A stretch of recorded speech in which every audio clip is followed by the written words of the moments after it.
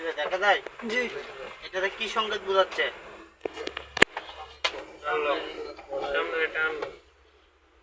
এটা হচ্ছে একটা গাড়ির প্রতিচ্ছবি দেওয়া আছে। জি সামনে এই যে দেখেন খোলার চিহ্নটা বোঝানো যাচ্ছে, কিন্তু জি এটা আপনাকে কি বুঝতে হবে যে বনাট এটা জাগাইয়া দিলে বা টান দিলে বনাটটা খুলে যাবে। এই যে দেখেন খুলছে। জি জি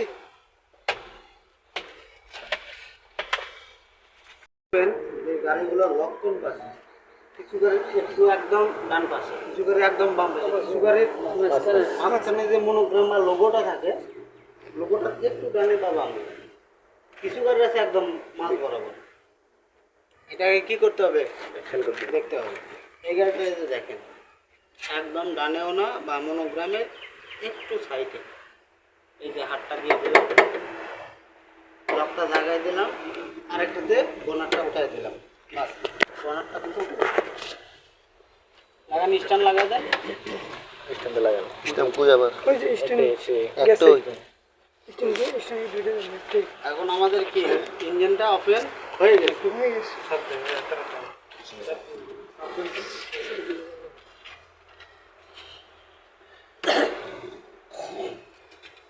এই ওখানে গাছের ডাল আছে, ওখান থেকে লম্বা একটা ডাল নিয়ে আসেন।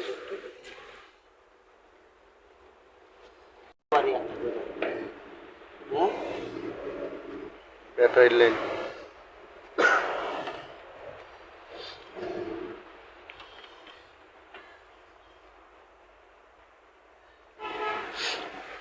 বিভিন্ন অংশ বোঝা যাচ্ছে, কি যাচ্ছে না? জি আমরা এই গাড়ির কি কি চেক করবো আগে, এটাকে জানতে হবে। আর কোনটার নাম কি এটা এগুলো তো জানতে হবে। জি প্রথমে আমরা চেক করব কি পানি। পানি এটার নাম কি? এটার নাম রেগুলেটর রেগুলেটর ভিন্ন। রেগুলেটর filter, আমরা filter। কাতে ব্যবহার করি ও ঘরের ফ্যানে। মানে ফ্যানে কি ব্যবহার করি? রেগুলেটর। আর এটা হচ্ছে রেডিয়েটর। রেডিয়েটর রেডিয়েটর এই যে ক্যাপটা দেখতেছেন, এটা হচ্ছে কি জানে? রেডিয়েটর। আর এটা হচ্ছে রেডিয়েটর প্রেসার ক্যাপ। এই প্রেসার ক্যাপের মাধ্যমে পানিটা ভিতরে থাকে। এই যে দেখেন পানি যদিও আমাদের একটু কম আছে, যতক্ষণ পর্যন্ত পানি আপনার এই দাগ পর্যন্ত থাকবে পানি ঠিক আছে। যদি এর নিচে চলে যায় তাহলে কি করতে হবে? পানি দিতে হবে। এই দিক দিয়ে পানি দিতে হবে। আমরা কোন পানিটা দিব? ইয়ার বোতলের পানি আয়রন ছাড়া। আয়রন ছাড়া অনেকেই তো ওই যে আপনার বৃষ্টি পানি কলের পানিটাও দিয়ে দেওয়া যায়, কি যায় না? কিন্তু এই পানিটা দেওয়া যাবে না, আয়রন থাকতে পারে। আপনারা এখানে কি পানি দিবেন? বৃষ্টির পানি বা বোতলের পানি বৃষ্টির পানি, মিনারেল ওয়াটার, যেটা প্যাকেট বোতল ওইটা, অথবা এই ডিস্টিল ওয়াটার নামে একটা পানি পাওয়া যায়, কালারিং পানি। ওই কালারিং পানি দিবেন। পুকুরের পানি দেওয়া যাবে না? পুকুরের পানি দেওয়া যাবে, কিন্তু পুকুরের পানিটা পরিষ্কার করতে হবে।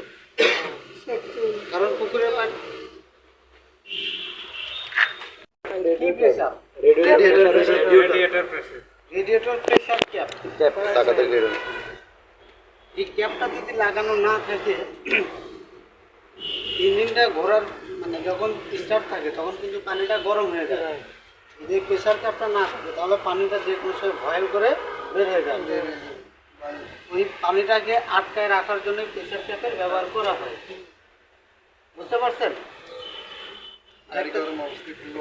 আর একটা জিনিস খেয়াল করবেন, এই পানি রেডিয়েটর বা ইঞ্জিনে স্টার্ট দেওয়ার কতক্ষণ আগে দেখতে হবে, না স্টার্ট দেওয়ার পরে, ইঞ্জিন অফ করার কতক্ষণ পরে দেখতে হবে, এটা তো জানতে হবে।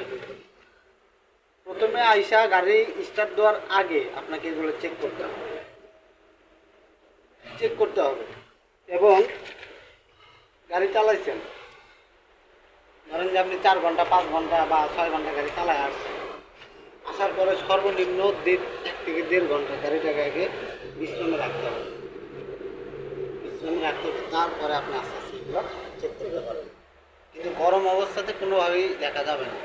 ধরেন যে আপনি 4 ঘন্টা গাড়ি চালাইছেন, তাহলে গাড়ি দাঁড় কইরা বনাট খুললে যদি আপনি খুলতে যান, আপনি সব খুলে যাবেন। আমি কিন্তু অত্যাধিক গরম থাকবে, খুলে যাবে। বুঝতে পারছেন? এই যে দেখেন এটার নাম কি, এটার কাজ কি? এটা হচ্ছে মোবিল গ্যাস, বলছে একদম এটা হচ্ছে মোবিল গ্যাস। এটার মাধ্যমে ইঞ্জিন অয়েল বা মোবিলটা আমরা পরিমাপ করতে পারবো। আমার গাড়িতে মোবিল কতটুকু আছে, যেহেতু গাড়িটা কিছুক্ষণ আগে স্টার্ট দেওয়া হয়েছিল, স্টার্ট দেওয়ার কারণে মোবিলগুলো সব উপরে চলে আসছে। আর যদি আমি ওই স্টার্ট দেওয়ার আগে চেক করাইতাম তাহলে মোবিলটা আমার এই প্রথম দাগে থাকতো। এখন কিন্তু অলরেডি দ্বিতীয় দাগের একটু উপরে দেখাচ্ছে। কারণ কি? কারণ ইঞ্জিন অয়েল সবগুলো উপর দিকে চলে আসছে বা সবগুলো পার্টসের সাথে লেগে গেছে। 2 থেকে 3 ঘন্টা যদি রাখি এটা আবার ফ্লাপ হয়ে যাবে, উপরে যে মোবিলগুলো আছে সব নিচে চলে যাবে। তাহলে এটার নাম কি? Mobil check Mobil gas Mobil gas.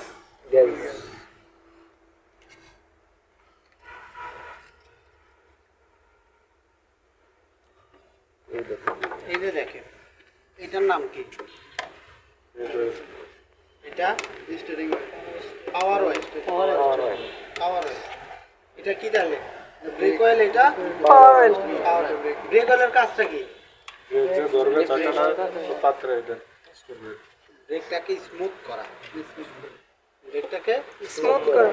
যদি আমরা সরাসরি ব্রেক চাপ দিতাম, যে কোনো তেল না থাকতো, ব্রেক ম্যানুয়াল পদ্ধতি যেটাকে বলে, আপনারা খেয়াল করছেন কি না জানি না, এই যে আগে যে ভ্যানগুলো ছিল, ভ্যান বা এই যে রিক্সা, এগুলো কিন্তু ওই যে সামনে যে দুটা ব্রেক থাকতো, এটা ধরলে সামনের চাকাতে ওই যে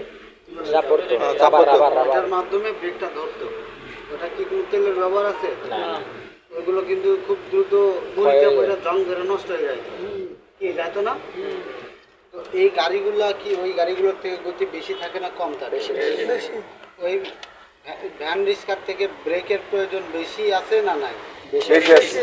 তো ওই ব্রেকটা আপনার নর্মাল ব্রেক, আর এইগুলো হচ্ছে hydraulic break. Hydraulic hydraulic break দেখে বোঝা যায়